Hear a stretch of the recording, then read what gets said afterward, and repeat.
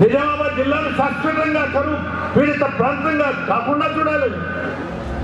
ఈ ప్రాంతానికి సంబంధించిన శాశ్వతమైన మేలు చేయాలని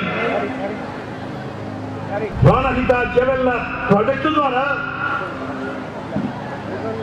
ఎస్ఆర్ఎస్పీకి దిగువనున్న నీటిని ప్రాణహిత చెవెళ్ల ద్వారా ఇచ్చి ప్రత్యేకంగా 23 మండలాలకు 3,85,000 ఎకరాలకు నిజామాబాద్ జిల్లాలో శ్రీరామ్ సాగర్ ప్రాజెక్టు నుంచి మరొక్క ఎత్తిపోతల పథకం ద్వారా 23 మండలాలకు పూర్తిగా నీటి సౌకర్యం 2,500 కోట్ల రూపాయలతో కార్యక్రమాన్ని మొదలు పెడుతున్నా అనే విషయాన్ని మనం చేస్తున్నాం.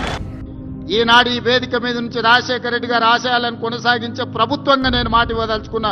9 ఎట్టి దగ్గర మళ్ళీ ప్రాజెక్టును కడతాం.